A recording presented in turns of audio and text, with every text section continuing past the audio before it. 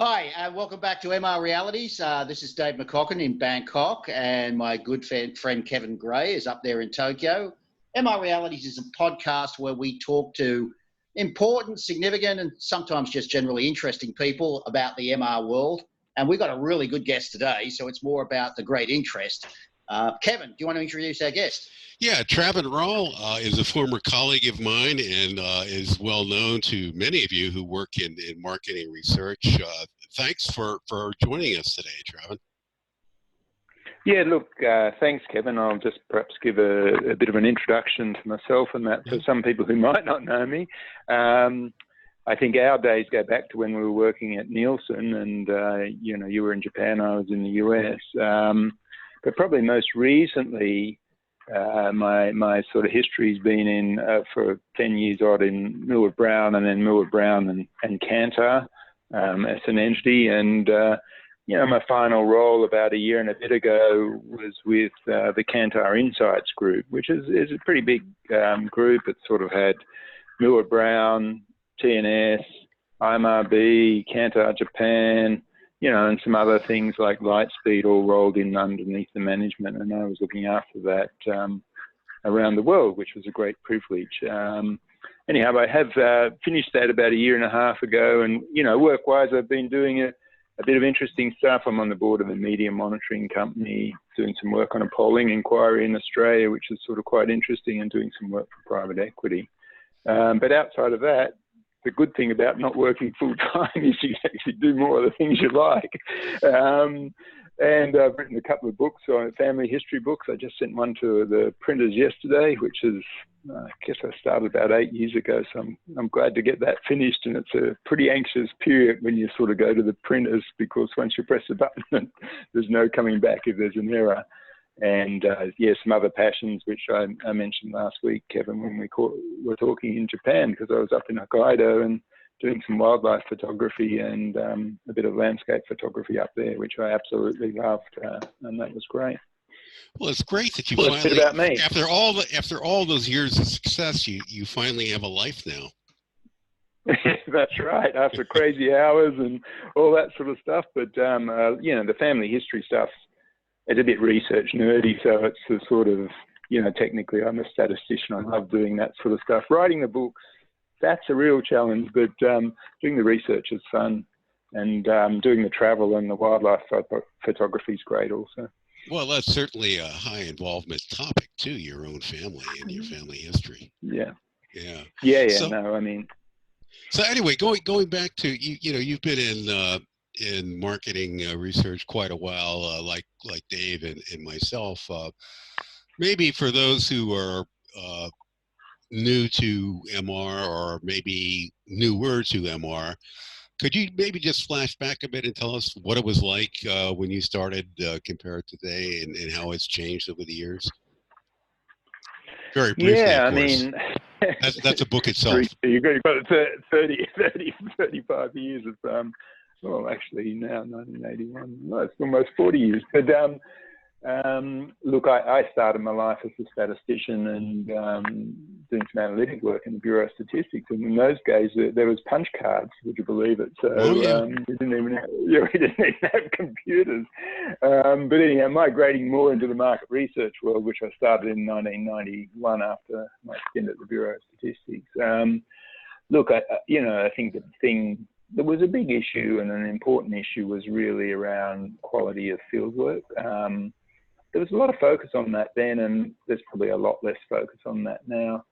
And I think the industry did a lot more reporting of what happened, and clearly the client base now is expecting far more of not only, well, what is happening with what you've sort of found, but what does that mean for us from potentially a marketing point of view, and even a next layer on that, what does it mean for our business? So there's been a lot of evolution, I think, along the way from sort of, I guess, high quality, collecting the right information, doing all the design stuff technically as best you can within client budgets, and up to wanting a more advisory service And I think that's been the evolution generally, and that's probably happened in a number of industries in the sort of professional services area. So would you say there's more of a consulting dimension to it now than there was 25 years ago, 30 years ago? Well, I think absolutely, in terms of how the costs of, what clients are paying for on that. With online and some of the other things, that's changed some of the data collection costs around a fair bit, and clients are sort of always happy to get some reductions that have occurred with that. But they've also wanted to up the ante, and have people who are working on their business really understand their business and work with them, but also then potentially, be advocates in their businesses for change as a result of some of the work, some of the good work that's done by the industry. So, yeah, I think that's been a progression, and different companies do that in different flavors. And, some are right at the consulting end, some are a bit further down in terms of how much advice they'll give. But I think that's the demand from the clients. Clients are really hard pressed for time at the moment, as we all are. And, they're passing those pressures on to, the professional services companies that are working with them to try and get, more of their work done, get more things into a shape that they can use internally in the business without having to do too much work to it. And I think, that's good for the industry and, good for everybody. I mean, and I'm not saying every single piece of work is like that, but that's the sort of trend I think that's happened in the last 30 years at least while I've been in the market research industry. Well, organizationally, things have changed too at the industry level. When I got into marketing research in the 80s, it was heavily concentrated really in 3 cities: New York, Chicago, and London.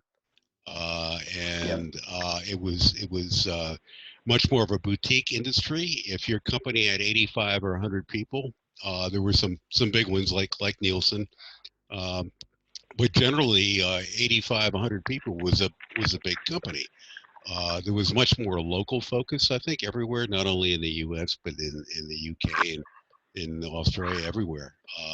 And then sort of, I guess, in the late 80s, I don't know if this is the right way to put it, but the industrialization of marketing research began. The companies, there were a lot of mergers and acquisitions, and by the end of the last century, we had, 5 or 6 really mega companies that were pretty much global, that were substantially dominating the in terms of share in many countries. Now that seems to have reversed a bit, and there's more fragmentation and specialization. That's my impression, at any rate, from where I sit. Well, look, I think you're right a long way. I think the demand and the change has gone from a very local business, which you pointed out. I think the packaged goods companies drove the industry into having more global solutions. So if you look at the Unilevers and the Procter & Gambles, which were probably the bigger companies that had, substantial spend, they had a fundamental issue that if they wanted something that was done on, product development side, or if they wanted something done in terms of advertising, testing, then they didn't want it done just in one country, because it was almost impossible to compare, how this product might launch in one market versus another, or how this ad might work or whatever. And so I think what they did was start to drive global protocols into place, where they wanted to be able to look from a business point of view, how are these things comparing, how are our brands comparing across all the markets, which are key markets for us in our portfolio.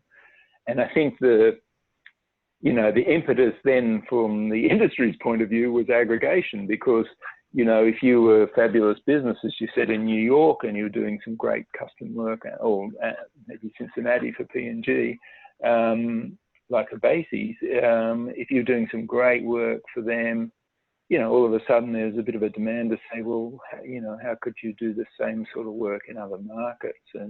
And sometimes that meant organic growth. Sometimes that meant, actually buying businesses. So, and I think if we look through that period, there was a lot of organic startups by some of the big international companies and a lot of acquisitions. And that continued right up probably the last big acquisition was TNS by WPP back around, well, it'd be about 12 years ago now, I guess during the GFC. That was the last big one, but we've gone through now a subsequent round of where a lot of the companies are being bought by private equity. So they're not, the ownership is changing rather than, you know, aggregating and buying companies as such as the ownership there. Although you could argue TNS's ownership. And I think the point you made at the end is specialisation, because I said at the beginning, the big change is people really want, and the clients really want us to sort of go in hand with them, work through the issues that we've found as, well, we've been doing some work for them, reported internally, and so that's required more specialisation, more on the ground sort of help.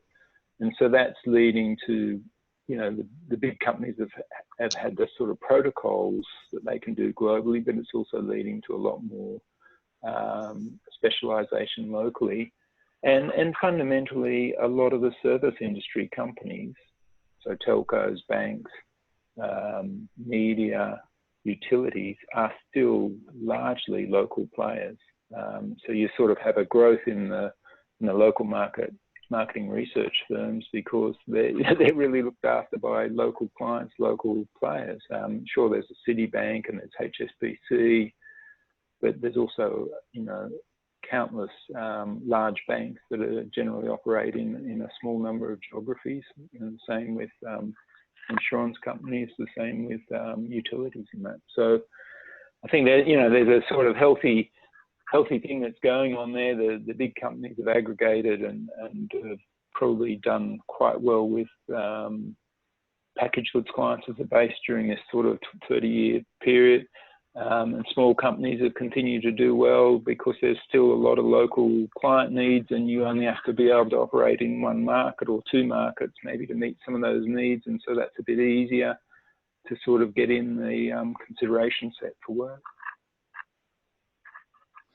Yeah, that's good. Dave? I sometimes wonder, you know, as we've seen that pattern sort of behaving, and as I look at it, you know, and see now the growth of so many companies coming out of Asia, not in the traditional growth markets like Japan and Korea, but, you know, companies coming out of India, out of Bangladesh, out of here in Thailand that are now expanding rapidly.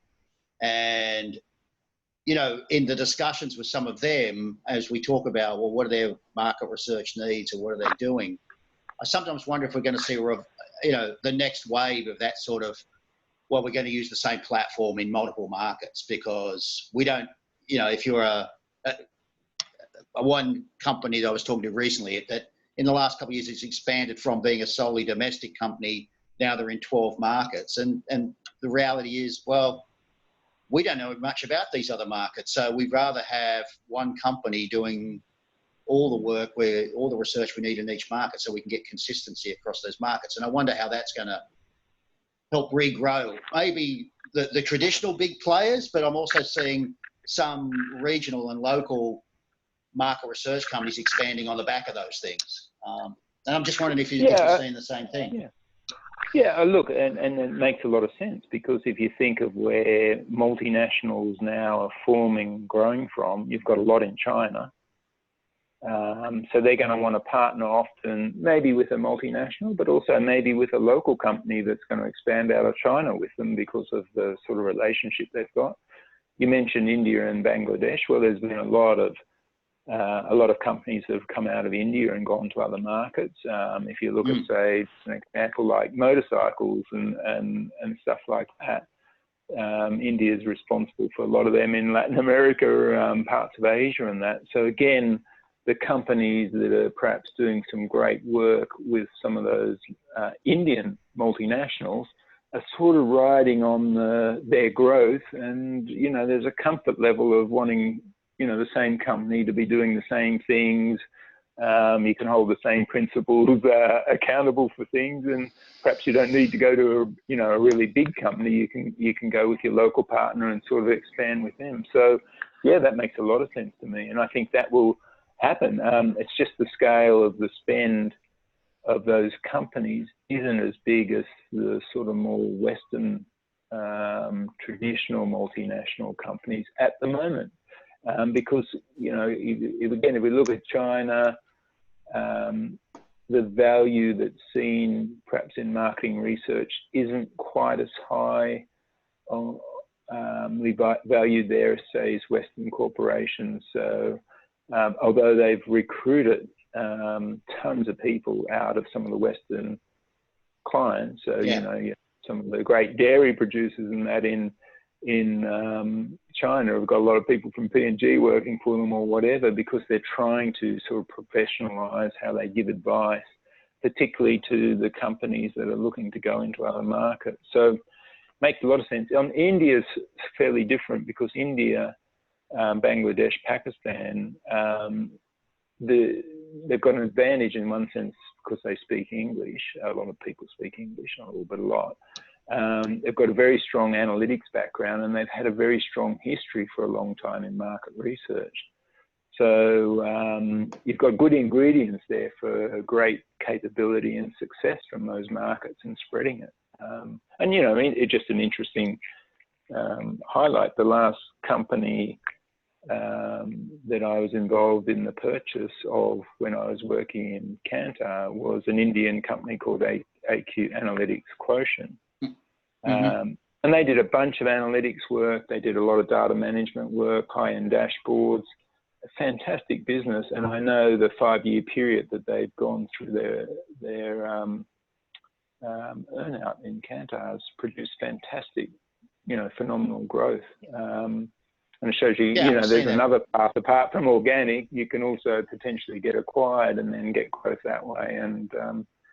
And some of the bigger companies, which I guess is where I was leading to, are also looking for some of these innovative companies. If there's a sort of good cultural mix, a good alignment with clients, potentially their acquisition targets also. So it is changing. I don't know whether it will ever tip over so that the companies coming out of, say, China and India all of a sudden get a lot bigger than the existing big four international companies at the moment, because they're actually so big. It's a bit hard to see how they'll get there, but maybe with the money and you know, high growth rates, maybe there'll be a reverse takeover at some point in time of one company, and it'll end up, you know, being brought in underneath owners in a different country. Well, you got to wonder. I mean, as you start to see, as you say, like the big market now is consultancies buying the big market research firms or trying to buy them. And then you've got to wonder, as we see the growth of big Asian-based consultancies, Tata, for example, and how they go about it. But, you know, we're also seeing the growth of big consultancies in other marketplaces, local consultancy companies. So I just expect that something like that will continue to happen. I also want to ask you about, you was talking about, you know, what you're doing since you left corporate world, and like you, I left corporate world about 5 years ago. Float around doing sort of odd jobs and consultancies and getting asked sometimes really interesting and sometimes really ridiculous questions. Actually, I did have, you know, amazingly, I don't know about you, but sometimes it's when you get asked things like, so what happens in a focus group? Okay, so if that's somebody I've met in a pub, that's fair enough. But when you're talking to somebody who's the brand director of a brand that's in 9 countries, and he's the international brand director, and he's asking, what happens in a focus group? You know, how do you answer that without, you know? But I was just wondering, you know, so as you've been doing that, like, what are you finding is the sorts of challenging questions that you're being asked to sort of help with? Yeah, I haven't looked for too much work in the industry, so I've typically got asked more from private equity companies about it, almost like this sort of interview of what I think is happening in the industry, what are the sort of major players doing, and all that sort of stuff. But before I left, which is only a year before I was in a full-time job a year and a half ago, whatever.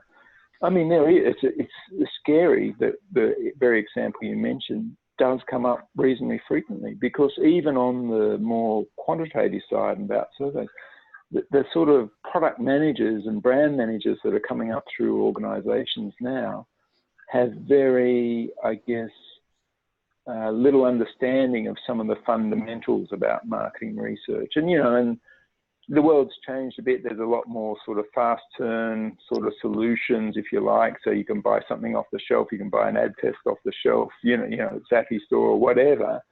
And I think that's leading to even more of that, where the actual knowledge base about the industry in the more, your client was reasonably senior, but in the more junior clients has become a lot weaker, and therefore their decision making and how they select people who are going to work with them and partner with them, it's becoming a bit different what they select people on.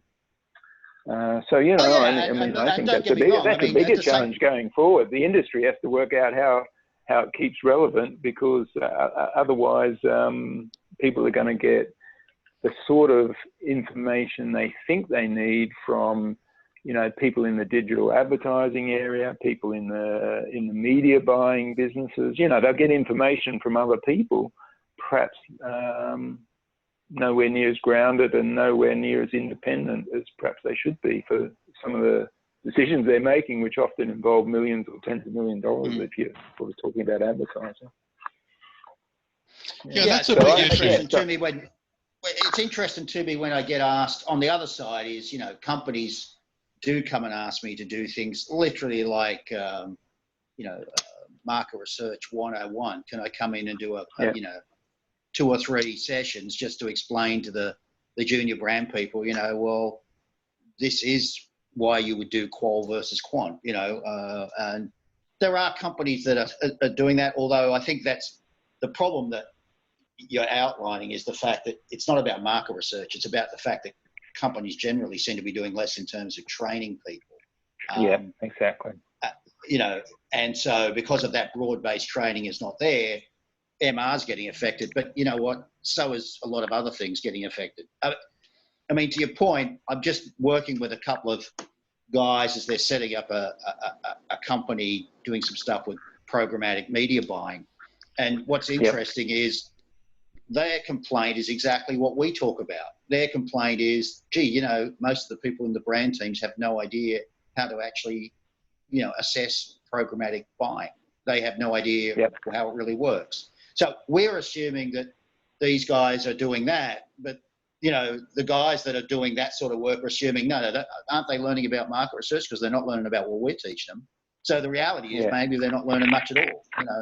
Well, I think you might be hitting the nail on the head, and people are time poor these days, so they just grab whatever's close to them, and whoever's close to them tells them what's going on, and off they go. And so there's not, the resources also, if we look at it in companies, from, what was in marketing research departments, say, 20 years ago, 30 years ago, some of the teams were massive. If you look at P&G and Unilever, a lot of those things have been cut back. So people are time poor, like I said earlier on, they're looking for more advisory help. So the whole training thing underneath may be just sort of crumbling away across a number of fronts. And, then you end up with people just grabbing stuff and going with it, and they have their own personal preferences to what they do. And it's perhaps nothing to do with the technical quality of what's going on. No, that's fair enough. So one of the audiences we have for this podcast that I know about, at least, is there's, believe it or not, a few professors and lecturers at some universities that actually encourage their students to listen to episodes of this podcast. So off the top of your head, what would be a very simple lesson that if you were talking to people that are getting into the market research industry, what's a simple lesson that you would be teaching them? Well, where the trend is, I think, as I mentioned, advisory, and the other thing, the other sort of vector, which is a bit different, is the analytics space. So, one, you can go through how surveys are run and all that stuff, which is the traditional, core of the sort of quantitative part of the industry. And the reason why you really want to show them that is sort of what does representation mean? Because when you go into social media and all those sort of areas, the problem is a lot of the data isn't really representative for the general population. It's representative of a sort of fairly narrow group. So to me, you've sort of got to start from the basics of, how can you make inferences out of things and sort of build up to what does that mean in the current environment. Because we're getting people at the sort of top end who look at Twitter and think Twitter's representative of the whole population, and anything that's on Twitter, therefore, is relevant to what's going on. And if somebody talks about my brand on Twitter, that's a really big issue, particularly if they're being negative. The fact that it could be, 0.01% of the people who buy that product, is lost completely. So I think you've got to, the framing's got to be what is, sampling, what is representative, how can you do that from a traditional point of view, not to sort of labour that point because there's other methods of doing things now, but as you go up and you get different sources of information, to be asking continually, where does that come from, what does it represent? Because if I'm going to make a business decision based on it, I really want to know exactly what the shortcomings of that particular information are, so I don't sort of put a ton of money into something that's completely off stream. Well, that's happening. I'm sure that's absolutely happening. Yeah, that's extremely important. I work a lot with data science people. I've always had at least sort of like half of one foot in that space. And you're right. I mean, there's a lot of data science is moving into marketing research, and a lot of these folks are quite brilliant as programmers and mathematicians in some cases. But the understanding of marketing fundamentals or research fundamentals is I wouldn't say universally lacking, but there's not a lot of it. It's very narrowly focused on organic data, in-house client data, or you mentioned Twitter, things like that. And there isn't really that sort of broader thinking about, well, what does this represent? Sure, I may be able to do all sorts of great things with my customer database, but what is that telling me about how those customers are behaving with our competitors, or what customers of competitors are doing, who they are, who have never worked with us before? So it's kind of an overly narrow focus and a bottom of the funnel sales sort of focus, not much thinking about brand building. Yeah, to give you a good example of that, and this happened about 5 years ago, so we're not even talking about now. A major multinational company switched over to a company that would use their own data. And their own data for a packaged goods company is generally people who've called in because they've got some issue, or maybe they might blend in some users from a community platform or something like that. And they were doing their brand tracking. So they switched away from a traditional piece of brand tracking that Millward Brown was doing over to doing this. So all your points, Kevin, about, all you know about is the people who are using your brand. So you don't know anything about what people who don't use your brand but maybe, would consider in that. So you're setting up brand metrics on users, which is very narrow. I mean, it has some purpose, but it's sort of really limited in terms of the sort of usual metrics of where you're trying to actually build sales, and sales don't just come from your existing clients or customers in their case. So, that stuff happens, and this is not a small company that chose to do this. This is a multi-billion-dollar company. So I think Byron Sharp and Ehrenberg Bass spend a lot of their time and energy trying to educate people on this very point. You've got to think beyond it. Well, they'll say, that their arguments will be trying to get, greater utilization out of the customers you've got, because that's going to grow your business faster. So they're saying, whatever you've got, value them, try and actually get them to repeat purchase more regularly. That will help build your brand, and that's a lot more efficient than trying to go after new customers. And you can see maybe there are financial metrics and things that might support that argument. But certainly from a brand point of view, and knowing where you sit in the market and knowing how you sit against competitors, and particularly say what's happened everywhere is small companies come up very quickly. Might take them 4 or 5 years, but they start from nothing, and then all of a sudden they've got sort of 3, 4, 5% share in markets. you tend to miss out on a lot of that on that side of it. And of course, you are overly reliant on your customers being able to support your brand for a long period of time. So, you know, it has a lot of merits, and mathematically, I guess, from a finance point of view, they've done enough papers perhaps to show that works. And I can certainly see short-term that doesn't actually work in the long term. I'm not that convinced about that. Yeah, we're running out of time here. Just, I guess, about 5 minutes left. Dave, do you have anything else you'd like to ask Travyn about? Hey, well, you know, I always finish every one of these podcasts with the same question to a guest. So here we go. When you think back to your, as we've heard, long and winding career, when you think back to all the pieces of research you've been involved in, is there a single question that you did not ask that you wish you had asked? When you've got 40 years of stuff to sit that through, that's a pretty challenging question. Look, when I was doing a lot of social research, I think there's questions you don't ask in that, probably because of privacy things, and you might be asking, you know, we did some research at one point in time on homeless people, and I can think of questions about the government, because the government was paying for it, and some of the benefit stuff that you didn't really cover, which you should have. So I can think more of things which are sort of admitted because of the client you're working for, rather than a specific question. You know, so, but that said, you know, on the rewarding side of social research, which I did for a while, I can remember we did a study in Australia on people's willingness to pay for airbags in cars. And at the time in Australia, very few cars had airbags in them. And it was amazing. It was going to cost $1,000 to put airbags in cars. But when people knew the reduction in injuries and fatalities that you got if you had a car with airbags and an accident, so we did a willingness to pay study and used one of whatever it is, the van, whatever it is model. Anyhow, people right on board with that, and we got a really high incidence of people saying they'd pay it. And we had the major manufacturers in Australia, after that report was released, ringing us within a month, talking us through all of that. And next thing you know, about a year later, all of a sudden, all the Australian vehicles started to have airbags in them.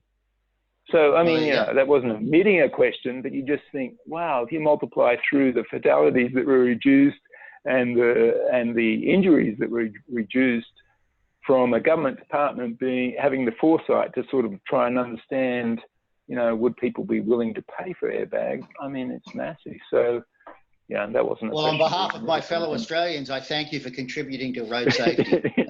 Well, that's my great. I'm glad to hear marketing research, along with Dean Harris, has contributed to society. Yeah. That's good news. Yeah. Okay, well, we're going to have to run here, or we're going to get kicked off here by Zoom. So thanks again. This has been fascinating. I wish we had another hour or 2 hours, but thank you. Well, if you want to catch up again, maybe on some other topic, or or maybe broadening this out, definitely. Tons happening in the industry at the big level now, with all the private equity companies moving in, and so I think the big companies are going to transform a lot over the next few years, and lots of opportunities for people still with smaller companies. And the advisory analytics would be my message. They're the two big axes of where I think the needs of people who want to work in the industry, you know, have to sort of head to be successful in the future. Yeah. Okay, that's very interesting, and certainly fits my thinking. Yeah, thanks so much. Bye. No problem. It's great to catch up with you guys. Cheers. Cheers.